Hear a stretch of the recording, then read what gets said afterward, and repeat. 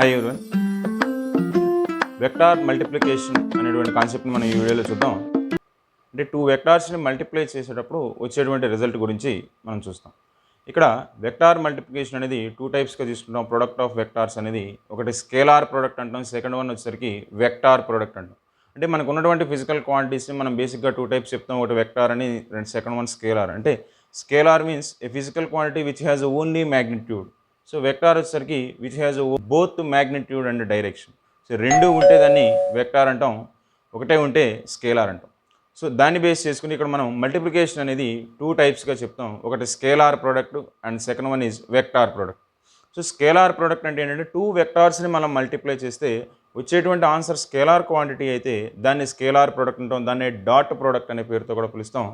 So next one vector product concept చూస్తే two వెక్టార్స్ని మనం multiply చేసినప్పుడు వచ్చేటువంటి రిజల్ట్ వెక్టార్ క్వాంటిటీ అయితే దాన్ని వెక్టార్ ప్రోడక్ట్ అనే పేరుతో పిలుస్తాం. అక్కడ మనం ఆ వెక్టార్ ప్రోడక్ట్ని క్రాస్ ప్రోడక్ట్ అనే పేరుతో కూడా చెప్తాం. టూ వెక్టార్స్ని మనం డాట్ ప్రోడక్ట్ క్యాలిక్యులేట్ చేసేటప్పుడు, అంటే స్కేలార్ ప్రోడక్ట్ క్యాలిక్యులేట్ చేసేటప్పుడు ఏ బార్ డాట్ బీ బార్ అని రాస్తాం. సో జనరల్గా ఏ బార్ డాట్ బీ బార్ అనేదాన్ని ఏబీ కాస్ థీటా అనేటువంటి దాంట్లో మనం ఎక్స్ప్రెస్ చేయడం జరుగుతుంది. అదే వెక్టార్ ప్రోడక్ట్కి వచ్చేసరికి దాన్నే క్రాస్ ప్రోడక్ట్ అంటున్నాం. సో దానికి ఏ బార్ క్రాస్ బీ బార్ అని రాస్తాం. ఆ కేసులో అక్కడ ఆ క్రాస్ ప్రోడక్ట్ని రాసేటప్పుడు ఏబీ సైన్ థీటా ఇంటూ ఎన్ క్యాప్ అనేది అక్కడ యూనిట్ వెక్టార్ ఫామ్లో రాస్తుంది. ఒకసారి చూస్తే ఏ బార్ డాట్ బీ బార్ దీన్నే డాట్ ప్రోడక్ట్ అంటాం. అదే ఏబీ కాస్ థీటా అని రాయటం జరుగుతుంది. డాట్ ప్రోడక్ట్ అన్నా స్కేలార్ ప్రోడక్ట్ అన్నా రెండు ఒకటే.